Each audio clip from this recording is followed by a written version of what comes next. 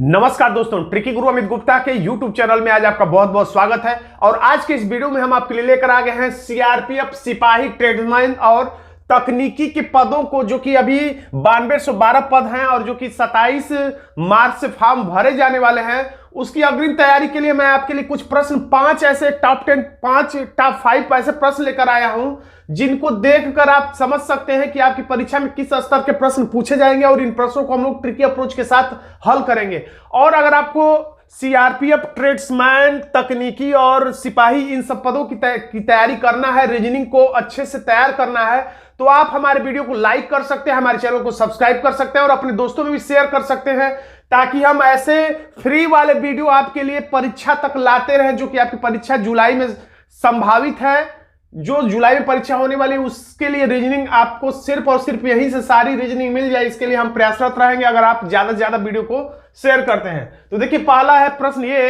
अगर आप प्रश्न आपके स्क्रीन के सामने जो ही आया, वीडियो को रोक दिया करिए। वीडियो रोकने के बाद खुद से रफ और पेन लेकर बैठिए, खुद से हल करिए। प्रश्न हल करने के बाद वीडियो को आगे बढ़ाएंगे तो आपको पूरा मजा मिल पाएगा। तो देखिए, श्रृंखला परीक्षण का यह प्रश्न है, अक्षर श्रृंखला का यह प्रश्न है। ज्यादातर प्रश्नों में घटते बढ़ते क्रम के आधार पे होता है, अंतर के आधार पे होता है, और भी कई आधार होते हैं। तो यहां पर अगर हम लोग देखें, एफ एक छोड़कर क्यों देख रहा है? क्योंकि एफ और पी में ज्यादा अंतर है, फिर पी और आई में कुछ अलग अंतर है। तो ये हमें समझ में आ जाता है कि ये अंतर कुछ गड़बड़ सा आ रहा है। तो गड़बड़ से आ रहा है तो एक कूद के हम लोग देखते हैं। एफ है तो GHI कितना, +3। यहां से आते हैं आई के बाद JKL यानी कि +3। तो अब L के बाद फिर 3 होगा तो L है तो MNO, हमारा आंसर आ जाएगा O, जो कि विकल्प 4 में है। अगर आप क्रमशः भी देखेंगे तो भी कुछ ना कुछ आंसर आएगा। अगर बाई चांस हम कूद के नहीं देखे होते तो क्या होता है, उसको भी हम लोग देख लेते हैं। F से P का अंतर हम लोग देख रहे हैं, थोड़ा लंबा अंतर है। चाहे तो आप 16 में से P 16 पर आता है, F आता है 6 पे, तो डायरेक्ट निकाल देंगे तो यहां पर अंतर आ जाएगा 10, यानी यहां पर 10 का अंतर है। फिर यहां से P और I के बीच में अगर हम लोग देखें तो P के बाद Q R S T U V W X Y Z, Z के बाद फिर A B C D E F G H I, यानी 4 चौक 16 17 18 19 का यहां पर अंतर है। फिर उसी तरह से I और S में अंतर निकालना है तो S आता है 19 पे और I आता है 9 पे, तो फिर हमारा यहां पर 10 आ जाता है। फिर यहां पर उसी तरह से S से L तक बढ़ते हैं तो S के बाद T U V W X Y Z A B C D E F G H I J K L, 4 चौक 16 17 18 19, फिर 19 का अंतर आ गया। अब फिर यहां पर कितने का अंतर आएगा? तो डायरेक्ट या तो 22 में से 12 निकाल लीजिए, या L के बाद MNOPQRSTUV, यानी 4 4 8 और 2 10, ऐसे भी निकाल सकते हैं। यानी 10 19 10 19 10, अब 19 का अंतर होना चाहिए। तो 22 में 19 जोड़ेंगे तो फिर देखिए, V है तो WXYZ ABCDEFGHIJKL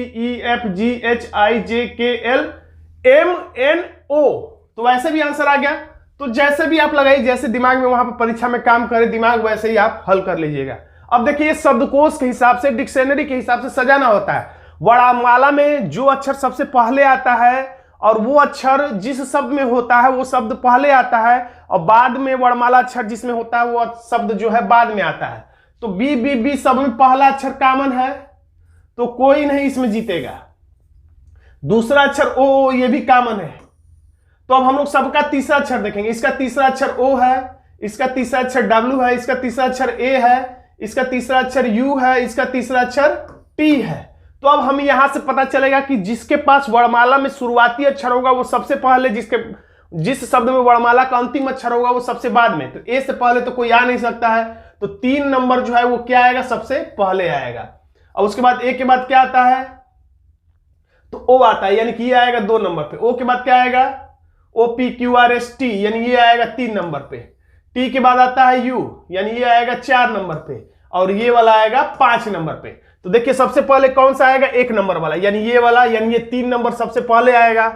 उसके बाद 2 यानी कि 1 नंबर आएगा। उसके बाद 3 नंबर कहां है, तो 3 नंबर यहां पर है, यानी कि उसके बाद 5 नंबर आएगा।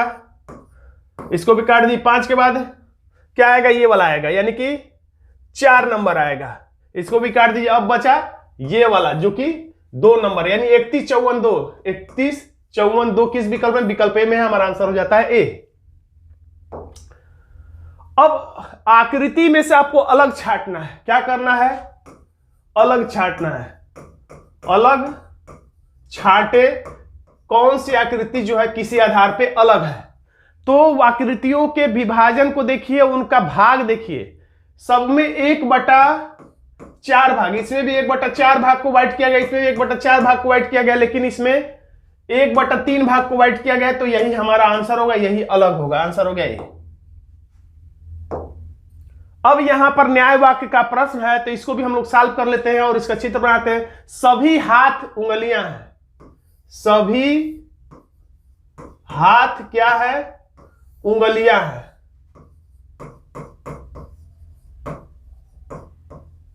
सभी हाथ उंगलियां हैं। सभी पैर उंगलियां हैं। अब देखिए, सभी पैर उंगलियां हैं, यानी कि पैर देखिए, सभी जो सभी होता है, जो सभी होता है वो भीतर होता है और ये बाहर होगा, यानी कि उंगलियों के भीतर पैर होगा। सभी वाला शब्द भीतर होता है। सभी पैर उंगलियों के भीतर होगा, तो उंगलियों के भीतर पैर होगा, तो उंगलियों के भीतर पैर पी लिख देते हैं। यहां भी हो सकता है पैर, यहां भी हो सकता है पैर, यहां भी हो सकता है। और पैर इसको हाथ को घेर कर भी हो सकता है, यानी पैर और हाथ में कैसा, देखिए इतना तो क्लियर है कि उंगली के भीतर ही पैर रहेगा, लेकिन हाथ से कैसा संबंध रहेगा ये क्लियर नहीं। देखिए हाथ के भीतर भी चला गया, हाथ से दूर भी हो गया, हाथ को काट भी दिया, हाथ को घेर भी सकता है। तो ऐसे प्रश्नों में मैंने, अगर न्याय वाक्य का मेरा विधिवत वीडियो आप देखेंगे तो उंगली उंगली को काट दिए कॉमन है, तो पैर और हाथ बच गया। तो पैर और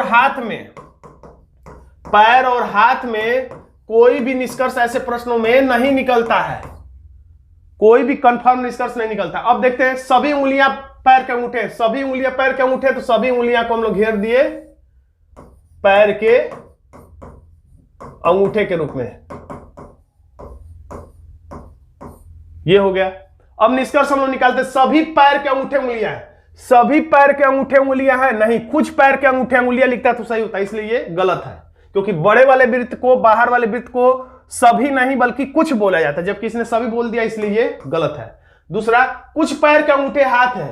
कुछ पैर के अंगूठे हाथ है, ये देखिए हाथ ये है, पैर के अंगूठे ये है, तो कुछ पैर के अंगूठे हाथ है, बिल्कुल सही, क्योंकि बाहर वाले को कुछ ही बोला जाता है, बड़े वाले वृत्त को कुछ ही बोला जाता है, इसलिए ये वाला निष्कर्ष सही है। तीसरा, कुछ पैर के अंगूठे पैर है। कुछ पैर के अंगूठे पैर है, तो बिल्कुल सही है। ये वाला वृत्त हुआ तो भी, ये वाला पी हुआ तो भी, ये वाला पी हुआ तो भी, इसके बाहर भी होता तो भी पैर के अंगूठे के भीतर ही पैर है, इसलिए ये वाला भी निष्कर्ष क्या है? सही है। यानी दूसरा और तीसरा निष्कर्ष सही है। हमारा आंसर हो गया 4, निष्कर्ष 2 और 3 अनुसरण करते हैं। अब देखिए, ये प्रश्न कुछ नहीं है, बस आपको सॉल्व करना है। अब इसमें कुछ लिखा नहीं है, हम लग रहा है छूट गया, इसको माइनस कर लेते हैं। तो जो भी 2 चिन्ह दिया है उसको आपस में बदल लेने पर कौन सा ऐसा चिन्ह होगा जो आपस में बदलने पर 40 आ जाए, तो वही सही होगा। तो आपको क्रमशः तीनों विकल्प चेक करिए, प्लस के जगह माइनस, माइनस की जगह प्लस लिख दीजिए और चेक करिए कि 40 आ रहा है कि नहीं। अगर आ गया तो सही, नहीं तो गलत। या इससे नहीं आए तो फिर भागा की जगह पर प्लस, प्लस की जगह पर भागा कर दीजिए, उसके बाद 40 आ जाए तो ठीक, नहीं आए तो गलत। उसके बाद अगर नहीं आए तो फिर भागा की जगह पे गुड़े और गुड़े की जगह पे भागा करके देखिए, 40 आए तो ठीक, नहीं तो गलत। और 3 चेक करने के बाद तीनों गलत हो जाए तो चौथा बिना देखे भी आप टिक कर दीजिए। तो इस तरीके से चेक करेंगे तो देखिए हमारा आंसर कुल मिला के आता है डिक। हम क्रमशः सभी चेक करके समय नुकसान नहीं करेंगे।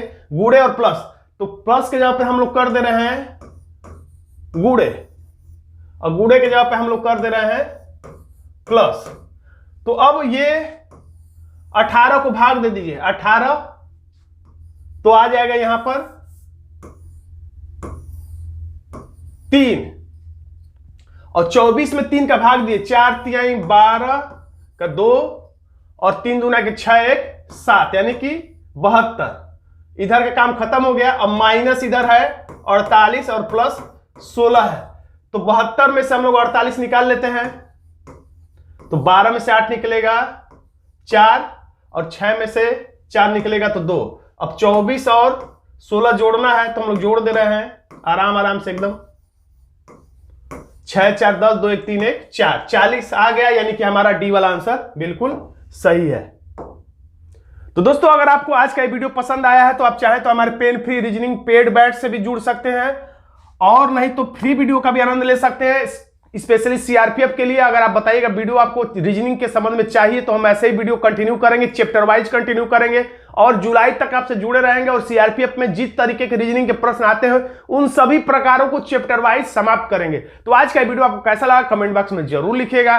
वीडियो अच्छा लगा तो वीडियो को लाइक कर दीजिएगा, इसे अपने उन दोस्तों में शेयर करिएगा जो सीआरपीएफ ट्रेडमाइन की तैयारी करना चाहते हैं। मिलते हैं तब तक नेक्स्ट वीडियो, तब तक के लिए आपको बहुत बहुत धन्यवाद।